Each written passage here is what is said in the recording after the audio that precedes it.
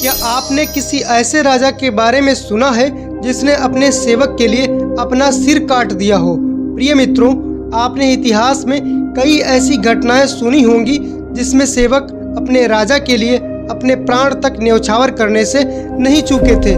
परंतु आज हम आपको एक ऐसे सेवक की कहानी सुनाएंगे जिसने अपने राजा के लिए अपने पूरे परिवार को बलिदान कर दिया, और जब राजा को पता चला तो उन्होंने भी अपना सिर काट दिया। आइए सुनते हैं पूरी कहानी। और हाँ, कहानी में पूछे गए प्रश्न का उत्तर कमेंट बॉक्स में जरूर बताएं। वर्धमान नगर में रूपसेन नाम का राजा राज्य करता था। एक दिन उसके यहाँ वीरवर नाम का एक राजपूत नौकरी के लिए आया। राजा ने उससे पूछा कि उसे खर्च के लिए क्या चाहिए, तो उसने जवाब दिया 1000 तोले सोना। ये सुनकर सबको बड़ा आश्चर्य हुआ। राजा ने पूछा, तुम्हारे साथ कौन कौन है? उसने जवाब दिया, मेरे साथ मेरी स्त्री, मेरा बेटा और एक बेटी है। राजा को और भी अचंभा हुआ, 4 लोग और इतना धन, क्या करेंगे इसका? फिर भी उसने उसकी बात मान ली। उस दिन से वीरवर रोज 1000 तोले सोना भंडारी से लेकर अपने घर आता। उसमें से आधा ब्राह्मणों में बांट देता, बाकी के 2 हिस्से करके एक मेहमानों और वैरागियों और सन्यासियों को देता, और दूसरे से भोजन बनवाकर पहले गरीबों को खिलाता। उसके बाद जो बचता उसे स्त्री और बच्चों को खिलाता और फिर अपने आप खाता।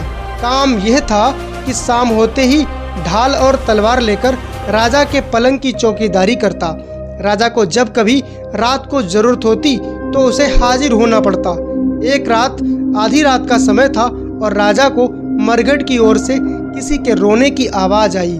उसने वीरवर को पुकारा तो वीरवर तुरंत हाजिर हो गया।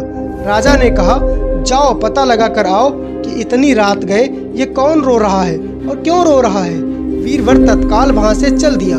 मरघट में जाकर देखता क्या है कि सिर से पांव तक एक स्त्री आभूषणों से लदी है। वो कभी नाचती है, कभी कूदती है और कभी सिर पीट पीट कर रोती है, लेकिन उसकी आंखों से एक बूंद आंसू की नहीं निकलती। वीरवर ने पूछा, तुम कौन हो, क्यों रोती हो? उसने कहा, मैं राजलक्ष्मी हूँ। रोती इसलिए हूँ कि राजा रूपसेन के घर में खोटे काम होते हैं, इसलिए वहाँ दरिद्रता का डेरा पड़ने वाला है। मैं वहाँ से चली जाऊंगी और राजा दुखी होकर 1 महीने में मर जाएगा। सुनकर वीरवर ने पूछा, क्या इससे बचने का कोई उपाय भी है? स्त्री बोली, हाँ, एक उपाय है। यहाँ से पूरब में 100 योजन दूरी पर देवी माँ का मंदिर है। अगर तुम इस देवी पर अपने बेटे का शीश चढ़ा दो तो विपदा टल सकती है। फिर राजा 100 बरस तक बेखटक होकर राज करेगा। वीरवर घर आया और अपनी स्त्री को जगाकर सब हाल कहा। स्त्री ने अपने बेटे को जगाया तो बेटी भी साथ में जाग पड़ी। जब बालक ने ये बात सुनी तो वह खुश होकर बोला, पिताश्री, आप मेरा शीश काटकर जरूर चढ़ा दें। एक तो आपकी आज्ञा, दूसरे स्वामी का काम, तीसरे ये शरीर अगर देवी पर चढ़े, इससे बढ़कर बात और क्या होगी। आप जल्दी करें। वीरवर ने अपनी स्त्री से कहा, अब तुम बताओ। स्त्री बोली, स्त्री का धर्म पति की सेवा करने में है।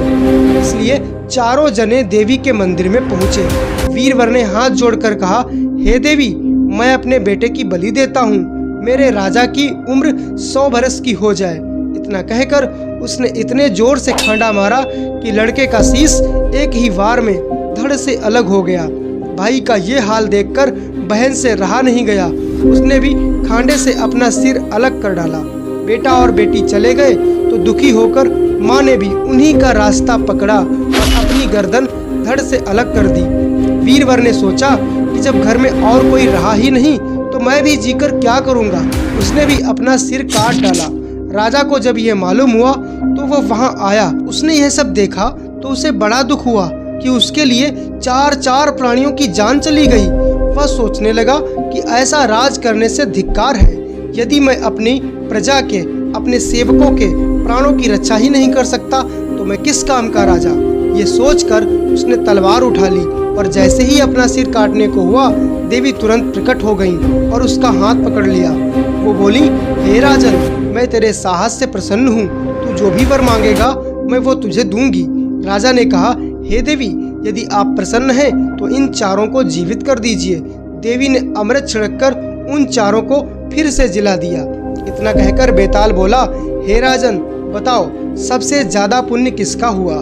राजा विक्रम बोले, राजा रूपसेन का। बेताल ने पूछा, क्यों? तो राजा विक्रम ने कहा, इसलिए कि स्वामी के लिए नौकर का प्राण देना ही धर्म है, लेकिन नौकर के लिए राजा का राजपाट को छोड़कर जान को तिनके के समान समझकर देने को तैयार हो जाना, ये एक बहुत बड़ी बात है।